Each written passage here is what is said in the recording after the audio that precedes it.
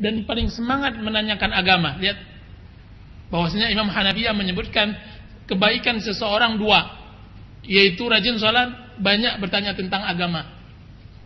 Dan yang paling buruk kebalikan dari itu, orang tidak pernah sholat, sudah itu tidak peduli dan apatis dengan agama.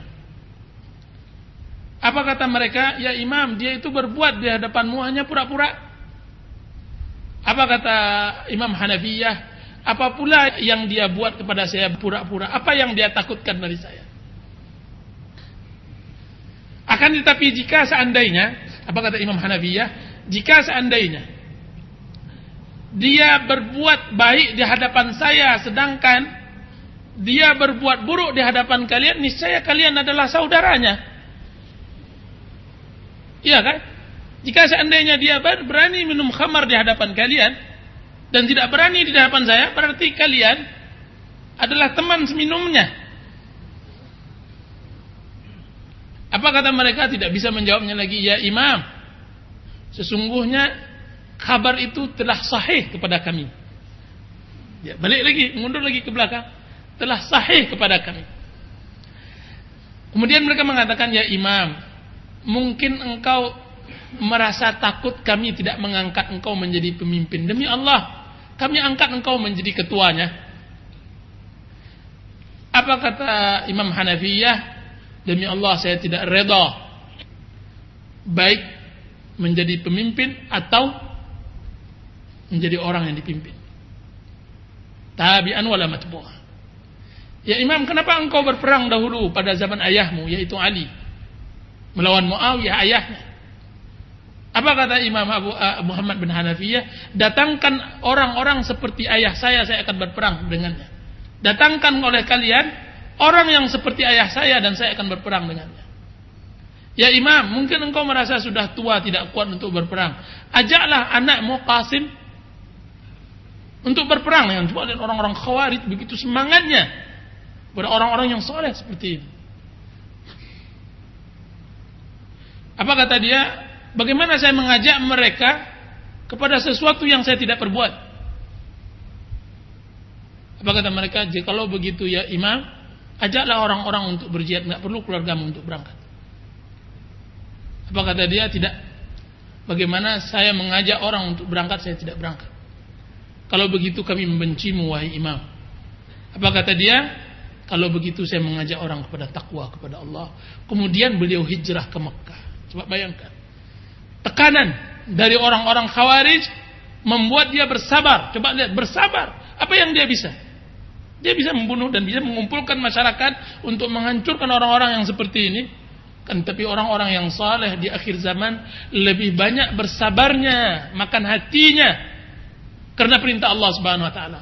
Kan tapi saya perintahkan orang untuk bersabar dan untuk bertakwa kepada Allah, kemudian dihijrah ke Mekah.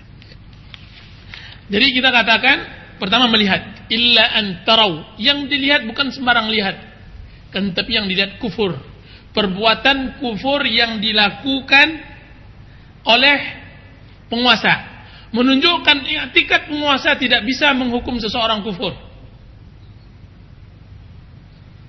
Karena i'tikad di dalam hati.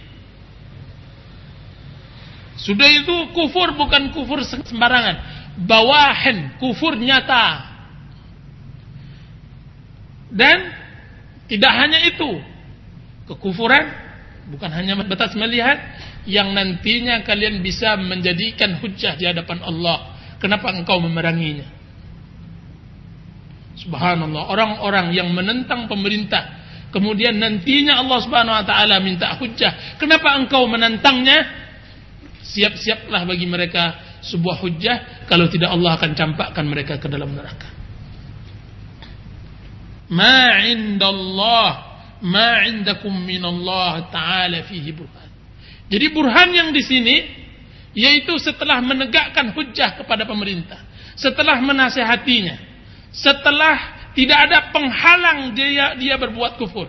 Bisa saja pemerintah kita lihat dia berbuat kekufuran, akan tapi dia terpaksa sehingga tidak bisa di hadapan Allah Subhanahu wa taala nanti kita berhujjah dia telah berbuat kufur. Bisa saja pemerintah membuat kufur atau melakukan kekufuran karena dia tidak tahu itu kufur.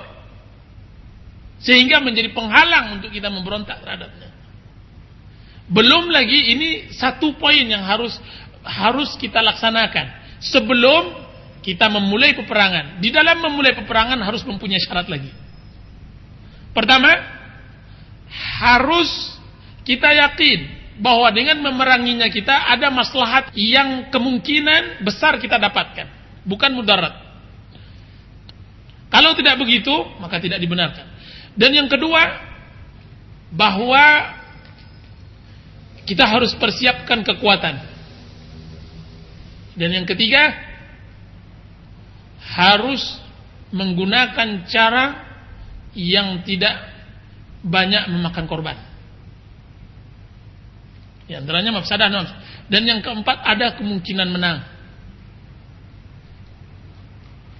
Nah, orang-orang yang mau memberontak terhadap pemerintah, mereka memberontak terhadap sebuah permasalahan fata morgana.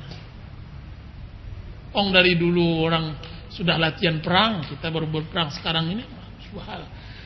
Makanya Rasulullah SAW lebih memerintahkan untuk bersabar terhadap pemerintahan yang zalim daripada memberontak. Wallahu ta'ala a'lam. Ya, silakan ada lagi. Jadi sebagian para ulama mengundurkan permasalahan sebelum terjadi. Ini masalah-masalahnya, permasalahan yang belum terjadi sudah dibahas, udah pening nanti kita. Apa kata Sufyan Tsauri? Apakah sudah terjadi? Belum. Biarkan dia terjadi baru kita fatwakan. Itu satu. Dan yang kedua, tentang masalah bom bunuh diri. Jelas bom bunuh diri yang dilakukan oleh sebagian orang itu tidak dibenarkan di dalam Islam dan tidak ada dasarnya dari Al-Quran dan Sunnah Rasulullah Sallallahu Alaihi Wasallam, dan dia jauh dari kebenaran dan orangnya juga jauh dari ajaran-ajaran Islam.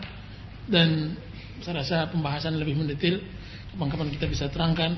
Wassallallahu ala nabiyyina Muhammadin wa ala alihi wa sahbihi wa sallam.